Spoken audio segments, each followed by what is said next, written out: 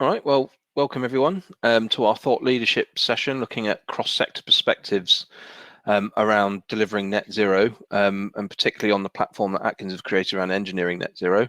I'd just like to thank the Floods and Coastal Virtual Conference team for providing us this opportunity to convene our panelists here today, and hopefully provide you all with some really relevant and interesting perspectives and insights from across industry around best practice and the emerging solutions and sort of delivery models that are emerging across our industry. The intent for this session was to provide you with those net zero insights from across sort of the life cycle, if you will, of an asset or of a portfolio of assets, ranging from program delivery through design, construction, and into carbon removals, which is focusing on those hard to abate emissions.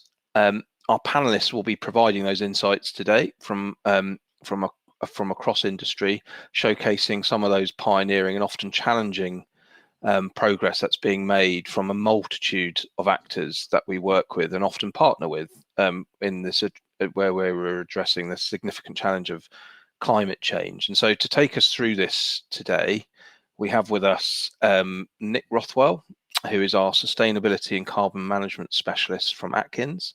He's going to be talking to you today around net zero program delivery and some of the work that's occurring across Nick's portfolio. We've got Isabel Smith, who's our Atkins Net Zero Buildings and Cities team lead, and is also supporting on service line development, both at a divisional and a group level. And Izzy's going to be talking to us about sort of net zero scheme and project design, and some of the innovations and progress that's being made in that space. We have, hopefully we'll have Tom Howden, who I believe is on another session now, so hopefully he'll be joining us soon. He's from Kier and he's the head of sustainable infrastructure, and he'll be talking about sort of approaches and progress being made around net zero construction. We also have Kate Vincent, who is our biodiversity net gain and nature-based solutions specialist here at Atkins, and we'll be looking at carbon removals, sort of greenhouse gas removals around nature-based solutions. So looking at the nature-based side of that removals coin. And then we have Mark Workman, who is director at Foresight Transitions and also the co-founder of the Carbon Removal Centre at Imperial College. We'll be also looking at carbon removals, but more from the mechanical and engineered solution perspective and some of the trends that we're seeing unfold there. Obviously, we're part of a wider expo, so we'll need to keep good time. So we're looking for around 5 minutes per panelist, in the hope that we'll leave about 25 to 30 minutes for the roundtable, any questions for the audience, with a close at 1 p.m. So on that, I will now hand over to our first speaker, who is Nick Rothwell. Yeah, thanks very much, Stuart. So just moving through. So yeah, as Stuart mentioned, I'm going to be talking about some experience with net zero program delivery, and specifically thinking about our general approach to net zero program delivery and the things that we need to consider, but also bringing in some experience in the aviation sector with Heathrow Airport. So the first thing I wanted to talk about was when we're looking at a program, and specifically thinking about sort of asset management programs and that sort of thing, where we are talking about building new infrastructure, we need to think about when the greatest opportunity to act is in terms of trying to reduce carbon as much as possible throughout delivery, and get those residual emissions down as much as possible, so we don't have to rely on removals as much. So here we've got the carbon reduction hierarchy, which is a sort of framework for how we want to think about reducing carbon on programs. So in our options appraisal and outline design stage, we have the opportunity to start talking about build nothing and build less, which is absolutely critical, that we start having those conversations about the sort of infrastructure that we're building, because if we decide to build nothing, we effectively have 100% of the emissions associated with an asset. So when we work with our clients at a sort of program level, we're able to have these conversations and really think about where we want to invest, and thinking about both cost and carbon, and how we can make decisions to sort of optimize the whole solution of the program, build nothing in some situations, and really drive carbon out that way. And then once we've gone past that conversation, we've recognized that we need to think about building less, and that's both thinking about whether we can refurbish or renew assets rather than building something new altogether, or if we are going to build something, how can we reduce the size of it so we can reduce the materials that are involved as much as possible. And there we're able to influence around 80% of emissions. Then as we move forward, we're thinking about into the design, detailed designs, building clever, and thinking about innovative approaches to design, and how we can use new innovative materials and new approaches to reduce carbon there. And then as we move into construction, we're talking about building efficiently. And so when we're thinking about program level approaches to net zero, we need to be thinking about the carbon reduction hierarchy and integrating that into the way that we deliver programs. So just moving into factoring carbon into strategic program decision making. So when we're thinking about those decisions at the early stages, early engagement with the value chain is key to successfully driving out carbon. So having the value chain members around a table and discussing what we're going to be building, or what the solution is that we need, and then getting that engagement from different perspectives to see what solutions are available from the. We don't have sort of siloed approaches, and we don't run into issues down the line, and we're getting the best possible solutions from across the supply chain. The next key thing is whole life thinking. So whole life thinking is absolutely critical to this. So not just thinking about, say, the materials associated with or the transport construction of that asset, but thinking about all life cycle stages associated with assets or programs. So thinking about what you're building, how it's going to be built, how it's going to be operated, what will happen at its end of life, and how can we design solutions for end of life stage, and thinking about how the materials that we're using could be recycled, and things like that. So that whole life thinking, life cost as well as whole life carbon, is really that you're thinking about cost and carbon side by side.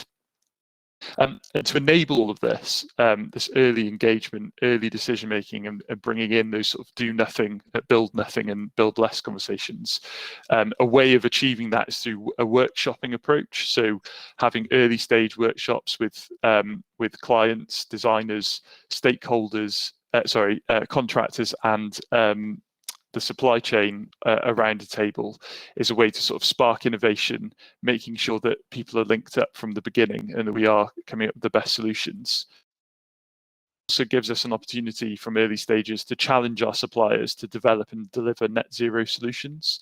So where we have sort of intrinsic issues within delivery of assets such as concrete, so it's very difficult to drive out carbon within concrete, there may be opportunities to sort of challenge our suppliers to come up with innovative products, and really push forward from the beginning on how we're going to achieve that.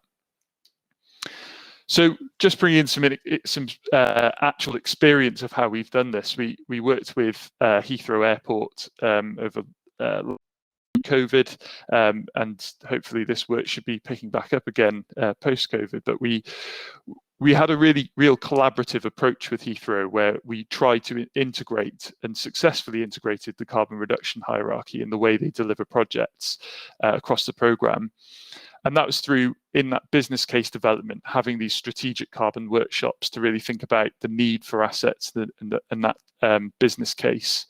Then bringing in baseline carbon calculations to understand what we might expect the whole life carbon impact of the solution we're taking forward is. And then as we move into optioneering and detailed design, going through further workshops to drive carbon out within the hotspots within those designs, recalculating carbon, and then having carbon be a key factor within decision making as we go forward through the Heathrow gateway stages. And so just around what we were able to achieve there, we achieved carbon reductions of around 16,000 tonnes of carbon across a number of projects, which is roughly equivalent to the emissions of around 2,000 UK homes. So a sort of substantial amount of carbon was reduced, which equated to about 38% average carbon reduction across the projects. And that was through sort of an iterative approach of trying to reduce carbon, and also shows how difficult it can be, and how important it is to carry this on throughout the life cycle, and how important the residual emissions and sort of nature-based solutions will be later on. So that's it from me. Moving on to Izzy. Thanks, Nick. Okay. So I'm going to try and give you a perspective a little bit through the building sector lens, and hopefully there's some cross-sector learning that we can apply here. You might go to the next slide, please, Nick. So in the UK, buildings account for 49% of our greenhouse gas emissions.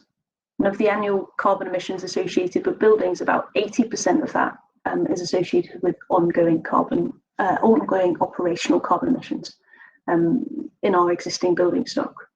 The remaining 20% is related to embodied carbon impact of new construction. So for new builds, the focus has been on reducing carbon emissions. It's traditionally been from an operational energy consumption point of view. But as buildings become more efficient and electricity generation decarbonizes, the operational carbon of new buildings significantly reduces.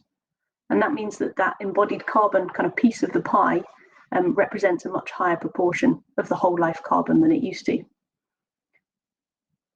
The other issue that we're dealing with at the moment in the building sector is decarbonizing our existing building sector. And that might be one of the most cost-effective ways to mitigate climate change. And 70% of the buildings that will exist in 2050 already exist today. So decarbonizing our existing building stock is essential. In the UK, this presents a pretty fascinating challenge. We have a very complex and rich history, spans centuries, and we must ensure that that's protected through our retrofit works. So as Nick presented earlier, the PAS 2080, the carbon hierarchy, was written for large-scale infrastructure, but in building design, we use the same principles. It's slightly adapted, particularly focusing on how we optimize existing estates before looking at retrofit and then finally building new. Jump to the next slide, please. So when it comes to considering carbon reduction in building design, similarly, it's essential to adopt whole life carbon approach. And for buildings, this means both operational and embodied carbon throughout the entire lifespan of a building. To do this effectively, we need to understand the whole life carbon impact of every design decision. For example, with the fabric improvement, such as additional insulation, have an overall benefit when considering the embodied carbon versus the operational gains.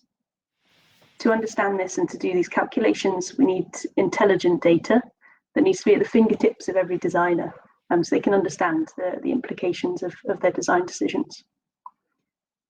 We have loads of great tools to calculate this today, and some fantastic digital innovation has happened in this space in particular in the last 5 years.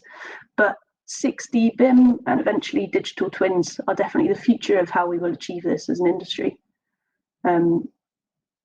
Where lesser dimensions of BIM kind of look at more capital cost and project data, 6D BIM looks at the building's operational cost and performance over its life cycle to give an accurate representation of carbon emissions. We jump on to the next slide, please.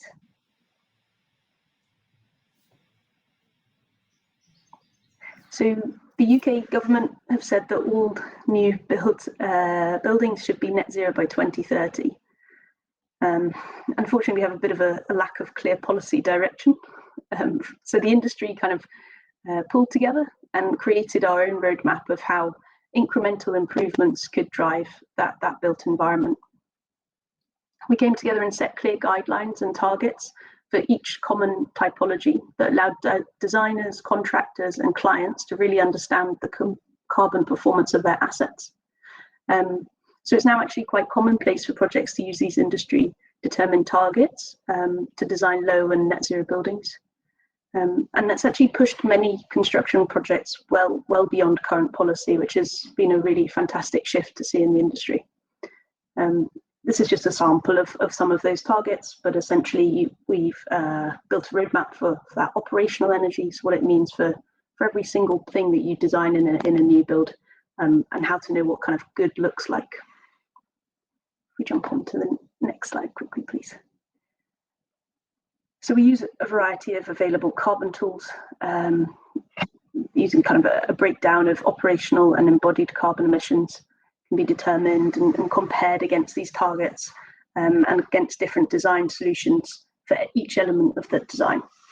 There are definitely still improvements that we need to make, particularly regarding kind of stage B to D of our embodied carbon declarations.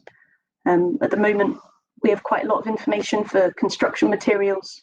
We have sort of kilograms of CO2 targets for, say, the foundations of a school. What would that need to be in 2025, 2028, 2030 to be net zero? But we'll struggle to find detailed cradle to grave carbon of, say, an electrical panel or an air source heat pump, which is much more complicated, comes from many different places to kind of pull together that initial product before installation. But overall, we're moving in the right direction. And it's been a really exciting few years in the building sector, to kind of driving the industry movement at the moment, it feels, really kind of pushing that innovation and continual improvement. So yeah, certainly really keen to see how we can share these best practices across different sectors and understand a bit more about what's happening in the kind of flood and coast and more infrastructure level carbon world too. Thank you. Excellent, thanks, Izzy. So I just wanted to, just as a moderator for the session, just want to reflect on the last two before I hand to Tom. It's just interesting, there's some commonalities here about sort of recognizing the importance of sort of whole life carbon management, looking across the whole of the life to inform better decision making, and how that actually translates to value, like focusing on value, the value outcomes, and the fact this is about optimization, because it's not carbon at all costs, it's carbon is now just an additional value outcome that we are seeking, and actually how we are able to translate that into OPEX and CAPEX decisions, I think, which is really interesting, particularly when you're coming to renewal of assets, or if you're building new, the decisions you make. I can see sort of, and again, the importance of data to enable all of this. It's just an important thread. You're talking about Heathrow and whole life carbon management, and then buildings, and again, sort of those themes are really quite clear. So anyway, just observations for me as we move through the panel and toward the Q&A. But thanks, Izzy and Nick. So Tom, over to you. Hi there, thank you. Yeah, so just picking up on that point there just made by Stuart in this first slide. So we're looking at Carbon 101, some reference points here, about how we think about carbon and where some of the biggest savings might be made on a construction site, and what that looks like. So we've got, for example, our red diesel, 360 litres per ton of per ton of carbon. Ready mixed concrete, 4.7 cube. So you save 4.7 cube in your design, and you deliver a ton reduction, which might be a lot easier than delivering your 360 litres of diesel saving, or steel, for example. There's a steel has a really high carbon footprint. So if you can reduce your steel, you're doing a great job. But that point that Stuart there is making about, say cost and carbon, it's part of the mix. When we're thinking about aggregates, for example, that on a project, we're being pushed to maybe use recycled aggregates, to kind of fulfill, our waste obligations, or to reuse materials on a site. But when you start buying recycled aggregates from more than 15, 20 miles away from your site, then you're actually looking at a higher carbon footprint for those aggregates than virgin aggregates. So there's a balance to be done there. So you're paying £17 or 20 pounds a ton for your virgin aggregates, but £12 a ton for recycled aggregates. So there's a bit of a balancing act there. This slide for me, so thanks from the Carbon Trust for this slide, who I pinch with pride, has been really helpful in engaging with some of our site teams when we're talking about carbon, because You know, while at a kind of senior management level, I think that carbon literacy has greatly improved. Still trying to get this embedded within, or that level of literacy embedded within site teams, so actually people can talk about it and be familiar with the language, is incredibly important. But sometimes we don't necessarily need to talk about carbon to achieve our carbon savings. Interestingly, when we go onto a site and we say, okay, what have you done to reduce carbon? People will talk about fuel reduction they've made, which is fantastic. Ignoring the fact they might have reduced, through design efficiencies, 20 tons of concrete from a bridge deck or a floor slab or whatever. So actually, if you talk to them about cost, how have you saved money on this site, then all of these efficiencies start coming out, which have a carbon story associated with it. If you just go to the next slide. Thank you. So Kia, just as an example of a construction company similar to many others, our carbon footprint it's been quite interesting to see. We had, our baseline was financial year 1920 for looking at scope 1 and 2, and we found a huge footprint there for fleet, which is dominating across all the Kia businesses. Then after that was sites and then buildings. For Kia infrastructure, for example, we don't have any buildings. So most of our carbon footprint in our scope 1 and 2 area is actually our fleet. And obviously there's been massive inroads into that over the past year as we've all been working from home.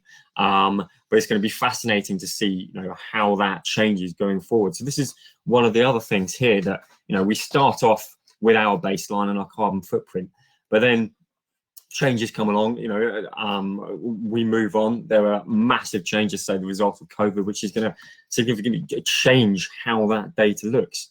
And if you just click on again, this is only 15% of our total carbon footprint. The next 85% is our value chain, not 90%, 85, 90% is our value chain carbon. So while at the moment we are putting in foundations to really determine what we're doing, and this is building our data baselines up to understanding what we've got, to measure what we've got, to then set progressive targets on that. At the moment, we haven't really got a consolidated approach to look at all the value chain scope 3 carbon. We've been doing this on some sites and some projects where the carbon footprinting has been required by clients, Environment Agency, HS2, Highways England, for example. But as a consolidated approach, there is a huge amount there in looking to our supply chain to provide data. And in many times, they actually don't want to provide that data because it's commercially sensitive, such as fuel, for example. How much do they spend on fuel? How much do they spend on waste? So there's a massive body of work to do in this scope 3 area, which needs to be tackled and is going to deliver us our biggest savings. But right now, some of the the low-hanging fruit for the scope 1 and 2 carbon fuel reduction, fuel alternatives, HVO, there are the things we're focusing on at the moment. Next slide, please. So there's a huge amount to think about across scopes 1, 2, and 3 carbon reduction. We're currently developing action plans across each of the key business streams, and those action plans are typically focused on fleet, sites, and this is for scope 1 and 2 at the moment, fleet, sites, and buildings. So just on those, for example, on fleet, we're looking at tire pressures, we're looking at loading of our construction vans, we're looking at logistics on site, we're looking at charging points, EV charging, transition to EV fleet, and within that, and driver behavior change, for example, and within that, some of these things we know will provide benefits, but whether we're actually able to provide assurance behind those things, such as making sure people have correct tire pressures, are we really going to do audits on site on tire pressures? We might start off in a flurry of energy, but I think that's going to quickly die down. And and similarly, what impact is that going to have on the business in terms of, say, cost reduction, and carbon reduction? And then when we're thinking about fuel, for example, and the number of ways we can reduce fuel use. There's so many great things out there from our supply chain. We've got solar pods, we've got battery, hybrid battery units. There's HVO, which is, you know, the uptick in that has been incredible. BAM have just announced a complete transition to HVO. Skanska did that a few months ago. But different types of plants, say solar pods or you know, battery, applicable to different types of sites. You know, it might be, you know, shaded sites, non-shaded sites, size of sites, scale of the setup there, and what we're doing. So, you know, there's not one solution that necessarily fits it all and can work for everything. And that's even before you get into the scope 3 side of things, when we're looking at concrete mixes, you know, which can be a, you know, we've already started working, you know, talking with Hanson's Aggregate Industries, you know, about their low carbon concrete mixes. We're using these on some of our projects already. No, but frequently what we're finding is that some clients saying, right, we want these low carbon construction, but then we have to go back to them and, you know, challenge the fact that they've got minimum concrete specifications, which actually doesn't allow us to achieve some of those you know, reduced carbon mixes they want us to do. So there's more work in there, and, you know, how much effort you put into that for, you know, the outcome of that, and are people willing to pay, are clients willing to pay, in some cases, that green premium for lower carbon sites. And we're discovering at the moment, you know, I mean, through the work I'm doing, looking at the kilograms or tons saved in carbon per additional pound invested, because most things at the moment are costing more. Even where we save fuel, the added costs, say, of a solar pod or battery units or electric plant, you know, it is costing more. So we're looking at carbon reduction per pound invested, and some really interesting results coming out from that. And as we move into the scope 3 side of things, I think we'll be able to deliver, you know, far greater benefits per pound invested, say in design, for example, than in looking at some of these scope 1 and 2 reductions. So yeah, thank you. Excellent. Thank you very much, Tom. I mean, there's a few things that really, things you've been sort of expressing there that's made me think around sort of the importance of the left shift of sort of the constructors and contractors in the design process, you know, and actually how we can bring in that intelligence earlier. So when you talk about how, you know, sourcing aggregates, for example, and how we can enable the supply chain to provide the innovation and the solutions, well, that happens by working differently, I think. And actually, you know, how do we left shift contractor involvement earlier in the design stage, the supply chain earlier in the design stage, to help influence innovation and so sort of supply chain innovation around those distinct solutions, which is something that, yeah, kind of resonated with me. I don't know how familiar you are, I'm sure you are, but some of the Scandinavian examples of net zero construction site. So in Oslo, Copenhagen, Helsinki, they've got these large pilots now where they've been deploying 100% sort of net zero construction sites, which I find fascinating, seeing some of the developments that are going on there. And yeah, I think there's a topic that will probably come up in the next 2 brief presentations around carbon price. The fact that it's still, the equation isn't balanced right. So it's not the current carbon price. You mentioned about the cost of a green premium, you know, kilograms per carbon saved for pounds spent, yeah. And it's like the carbon price just isn't stacked to sort of drive an abatement first or offsetting removal second. No. There's this fundamental sort of issue there, which is, I think, will be a theme through pretty much what any of us are doing here, about how do we drive abatement first, because of course. So anyway, so it does really resonate with me, some of the things you were saying there. So that's really that's grand. So sorry on that. I'll stop blathering away. I'm going to hand over to Dr. Kate Vincent. Is going to talk about our nature-based solution approaches. Thanks, Stuart.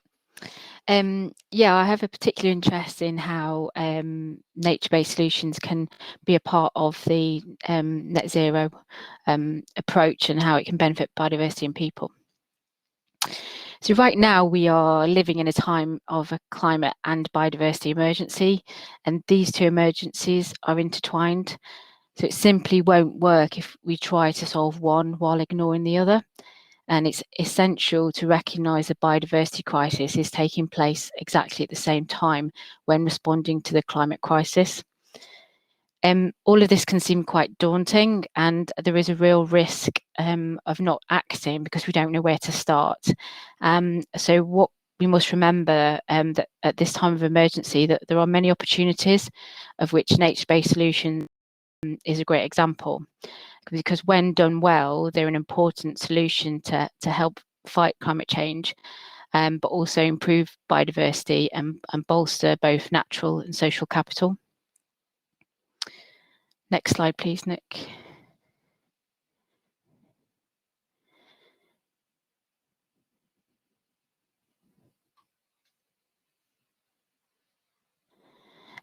So nature-based solutions link climate, nature and people together, and that interaction is a very important one. So some examples of nature-based solutions are restoring and sustainably managing wetlands, or creating forests, or infrastructure within cities. So nature-based solutions protect us from climate change impacts through adaptation and resilience. They reduce carbon emissions through carbon sequestration. They support biodiversity and secure ecosystem services, and they also benefit people. So we must not see all these different elements in isolation, but acknowledge that interrelationship, climate change, nature and people, to ensure we succeed when it comes to achieving net zero. Next slide, please. So as carbon emissions through carbon removal, we also need to think exactly at the same time, we need to think about reducing carbon production, or sometimes known as abatement. And organisations need to obviously do both approaches. One, can't be done more than the other. It needs to be done together, and a balance needs to be met. But nature-based solutions have a key part to play as part of the carbon removal, because technology-based carbon removal is still dominated by novel and untested approaches, whereas we know that nature-based solutions can be upscaled now, which is when we need it. And the reason we need it now is because there is an emissions gap, and that emissions gap is the difference between what emission levels are likely to be in 2030 on our current trajectory and what they need to be if we are to reach the goals laid down by the Paris Climate Agreement, which is to limit warming to well below 2 degrees. So this emissions gap needs closing urgently, and nature-based solutions could help to achieve this through providing over a third of mitigation needed between now and 2030. There are also opportunities beyond net zero. So if we plan and design with care habitat enhancement, restoration and creation, we can provide opportunities to increase biodiversity, but also impact on carbon removal through farmland soils, restoring hedgerows or creating wetlands. And one of the key things is restoration of peat bog. Nature-based solutions also contribute to wider environmental benefits such as flood protection and combating urban heat island effect as well. But also it's very important for people, for example, the physical and mental health improvements that come from access to and engagement with nature. We also need to realise that at a local level, nature-based solutions can provide biodiversity net gain. Obviously, biodiversity net gain will become mandatory in the very near future, so that can be used as a hook to add a lot of these elements onto. But also, natural capital improvements can be made exactly at the same time. They're all integral. So if we do the right interventions in the right places, they can provide a significant contribution to carbon removal, but they can deliver that added value as well, both for society and the economy. But one thing we do need to be aware of is that the risk of inadvertent local impacts, for example, tree planting, which is great for carbon removal and for biodiversity, but the wrong tree species planted in the wrong place can harm biodiversity. For example, a lesson learned is previously in the UK, there was tax incentives designed to improve timber stocks, which resulted in wide-scale afforestation with conifers across a lot of blanket bogs, which are a pristine habitat. At the time, there was obviously an outcry about the harm to wildlife, but it's only later now that we realise there's wider implications to things like water quality. And it's also only recently well understood that this afforestation turns some of our blanket bogs, which should be amongst our most important natural allies in carbon removal, from net catchers of carbon to net emitters, and we're still kind of dealing with that damage now. So I think the take-home message really for me is to remember that nature-based solutions, when you work with nature and do them, can be an important element in the portfolio of solutions that can reduce carbon, but also they add value through enhancing natural capital and benefit both biodiversity and people. Thank you. Excellent. Thank you very much, Kate. So I'm just mindful of time. I will over to Mark, but just very quickly, I think some obviously a clear relevance to what Mark will cover here, because he's looking at the other side of this from a mechanical engineered perspective, but just again highlighting the need for holistic approaches here. And for me, it's sort of resilience as well. This is, I think there's some questions in the which we'll get to, but looking at flood risk appraisals, the cost of carbon of doing nothing. Again, it comes back to the role this has to play in actually in climate resilience and general resilience, actually just infrastructure resilience more generally, and how that can mitigate some of these other issues that emerge down the track. But equally, it depends what Mark's going to cover next. But the issues around capacity and risk. So the capacity of the natural environment, how far does that go? At what point do we top out? And the risks of these solutions and how we end up mitigating that, again, in that sort of holistic approach, sort of all the things that sort of spring to mind on this. So really interesting insights there, Kate. And on that, I'll hand to Mark, who will look at, I think the other side of the coin of this carbon removal piece. That's great. Thanks, Stu. So if we just switch on to the next slide, Nick, that'd be great. So I've been asked in 5 minutes to cover mechanical solutions. And I'm going to cover essentially 3 aspects. I'm going to cover the sort of some backgrounds to technical removal, mainly emphasizing the scale. And then I think what the Stu and the team really asked me to cover was the sort of commercial gap and the commercialization gap, rather. And if we are serious about net zero, and I think the rhetoric definitely suggests that we are with what we know now in terms of climate science, we are definitely going to need technical solutions. And here is a sort of a catalogue of solution sets around carbon removal. So Kate's covered the top 4, and highlighted in red are those that will involve some kind of technical component. I'm only going to cover 3. Bioenergy carbon capture and storage, BECCS, that's sort of the DRAX play. That's growing enormous amounts of forest, and then combusting it and capturing the carbon that's combusted to generate electricity and store the carbon. I'd also probably like to cover enhanced weathering. That's about crushing silicates, spreading it over vast swathes of land, and then letting natural weathering processes absorb carbon dioxide. And then DAX, which is direct air capture, carbon capture and storage, which is essentially a thermochemical process, and something that I'll cover a bit more later. The relevance with regards to the EA in this conference is the fact that the land take for forestry, with a BECCS value chain, and the land take for enhanced weathering will be substantial.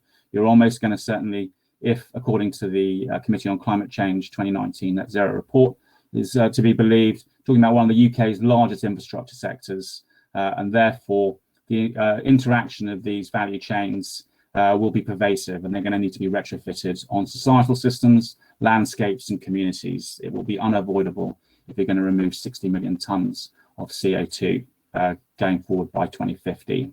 So next slide, please. So of addressing the commercialization gap, the slide, when it comes up, will cover 2 aspects. So the 2 aspects of the commercialization gap. There's effectively the technical gap, and then there is the actual ability to bring that technology to market. And the size of the wheel isn't actually important, but it's it's something that was emphasized by Kate in terms of the nature-based solutions. Those are predominantly ready for deployment. They are, they've been on the planet for millions of years and evolving, co-evolving with the planet. And they cover soil sequestration, habitat restoration, and forestation. And obviously that needs to be done right. And that, again, that was clearly articulated by Kate. There are also a few other ones that are ready for deployment, though the economics isn't great. That's sort of building with biomass and low carbon concrete. You've even got concrete that absorbs CO2. In terms of not at scale, you've got biochar and enhanced terrestrial weathering. I've covered some of those already. And then what's really salient with regards to this, and it's something that this country has been flip-flopping on, with regards to the fact bioenergy carbon capture and storage and direct air capture, carbon capture and storage will require a substantive CCS network. And we seem to develop that somewhat fitfully in the UK. In terms of the sort of commercialization gap, because I couldn't squeeze this slide in, I'd probably like to highlight three things. We're almost certainly, because of the pervasive nature of this sector, going to need societal buy-in.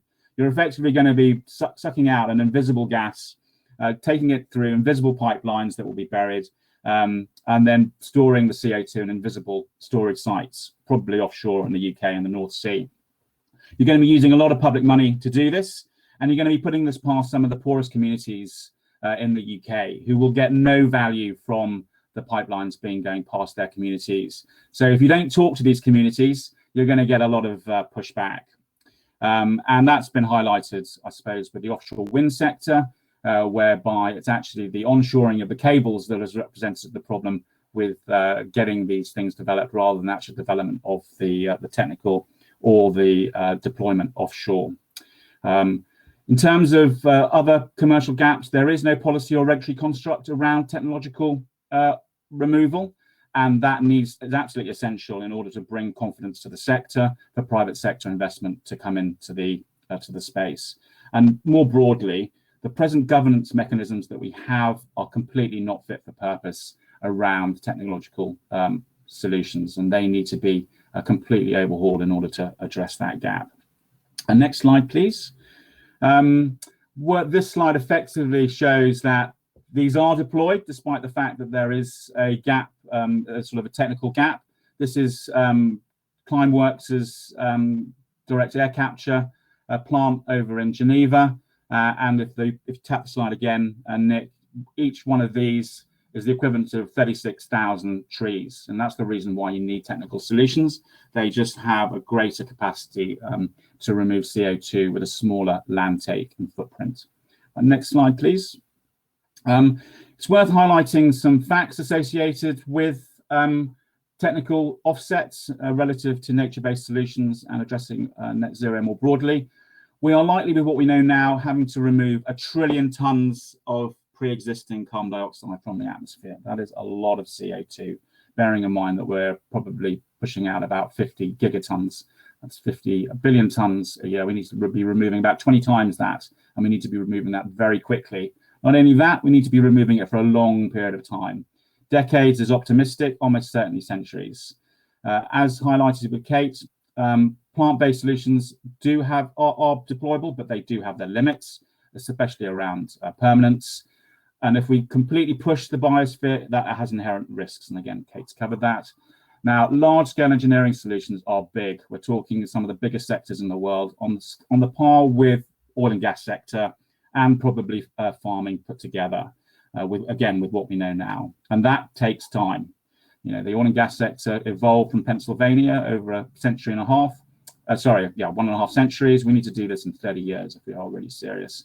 There are huge information asymmetries, and there are already advocacy organizations and organizations that are inherently resistant to the idea, hence the importance of societal buy-in. Next slide.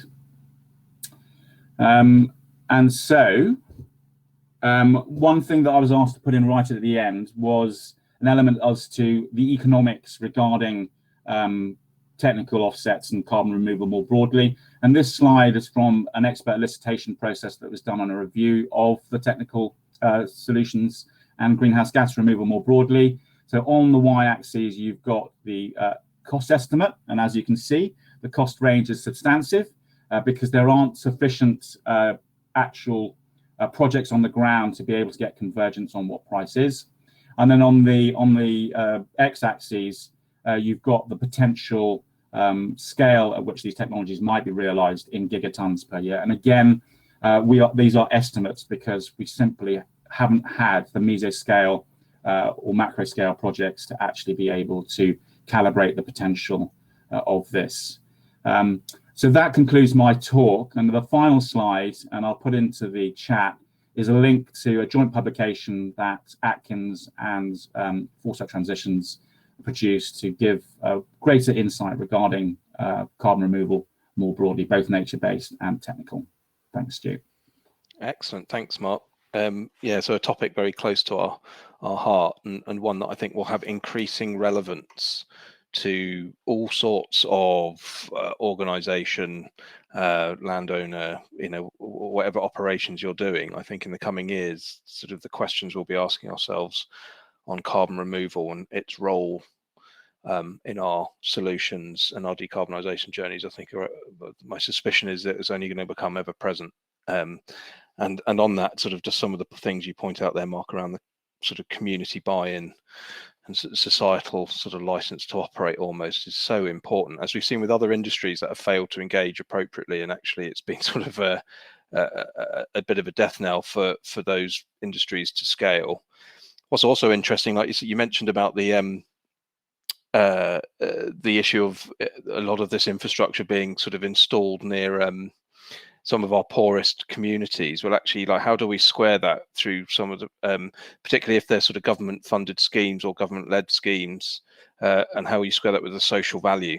So when you think of PPN 06 and making sure that we actually can square this stuff away, that they are sort of additive in the solutions that we are delivering. And I think you mentioned about the regulatory environment again. Sort of, I think previous sessions we've held, Mark, on sort of the role of anticipatory regulation. That co-creative journey is particularly in these sort of where we need to fast track innovation, and actually are those frameworks and constructs actually fit for purpose these days? I think, I know what we probably think, but it needs a good look at. And it needs the pressure of, I think, wider industry to actually sort of bring this alive, because I think this topic will become relevant to all of us at some scale over the coming years. So thank you, Mark, really, really interesting. And thank you all the panelists. It's been a really interesting array of conversations. We do have a few questions in the panel, or sort of in the Q&A panel down the side. So if you're okay, panelists, I'm going to fire them off to who I think may be able to answer them directly. And then what I'll do is I'll point them at someone, and then I'll open it to the floor if anyone else wants to chip in with an answer. But we've got a question here from Adam Broadhead around sort of flood risk appraisals, and how are the carbon costs of do nothing appraised? So, the whole issue of flooding results in loss of replacement of all sorts of household items, which all carry a carbon cost to them, especially if they all then need all replacing. So it's an interesting question. Nick, am I okay to point that at you in the first instance, and then, like I say, I can open it to the floor if people want to chip in? Yeah, definitely. I'll certainly give it a go. The question of how are carbon costs of do nothing being assessed? I suppose the question is, I don't know if currently they are being, but certainly those external or wider impacts definitely do need to be considered. And from my perspective, I would consider those to be captured within that whole life thinking approach. So, which is we can't just look at these different things in isolation. We need to be looking at the impacts of our decision making on all externalities, including the project itself, but also beyond the project, and like we're talking about here, the potential carbon impact of replacing appliances, houses, if houses are damaged by flooding. And so that's where our carbon and whole life carbon consideration needs to overlap with climate adaptation consideration, and sort of thinking about, okay, how frequent might these flood events be? How bad do you think we're going to be in time? And what impact might that have on carbon, and then that comes into our decision making. Okay, do we need to build something? And it may be that yes, if we don't build something, the carbon impact's going to be way worse down the line. So that would be my approach. Yeah, I mean, it also makes me think. I mean, I'd let other panelists chip in if they have something to add, but also sort of that question sort of links very much to climate resilience, physical risks, transition risks, and actually how that plays back into emissions. And again, I'm not entirely sure how that loop gets captured, or even if it does, to be honest. I don't know if any of the panelists have got any insights on that. Otherwise, I'll move on to the next question. Maybe we can go and find out from some of our climate resilience team. No? Okay, cool. I'll roll on. So there's a question here. I think we all know who I'm going to point this at. So are you seeing much pull for designs that meet the passive house standard? So Izzy, I'm gonna... Short answer, yes, definitely. But I think at the moment passive house is one means to meet net zero operationally, in particular of buildings, and kind of at its heart just kind of amplifies what's important in design around airtightness. So yes, I'd say maybe not necessarily the certification. Maybe they're not paying for the certification, but the principles are being applied. And we're seeing our contractors in particular and our design teams kind of upskilling in this area a lot at the moment. Excellent. Thanks, Izzy. Anyone else to add? Otherwise, I have another question lined up. This one's coming your way, Tom, just for prep.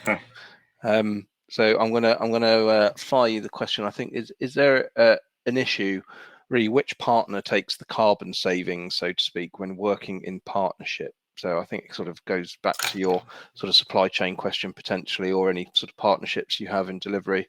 Is that something you've considered or looked at? To be honest, I mean, we haven't really come across this issue. Typically, say where we work in a JV partnership, you know, Hinkley is a good example. We're working with BAM on Hinkley, you know, where we're using both the same fuel resource, while BAM might be paying for that fuel in the first place. You know, we will take 50% of that, and they take 50%. You know, or if we have a different split with other contractors, it may be, you know, 40-40-10 or whatever it is, then those are the kind of splits we'll go with. And of course, you know, because we're, you know, reporting on the scope 1, 2, and 3, it's very clear about what we should be reporting on and what the value chain we're reporting on. So our scope 3 is obviously our value chain, you know, scope 1 and 2.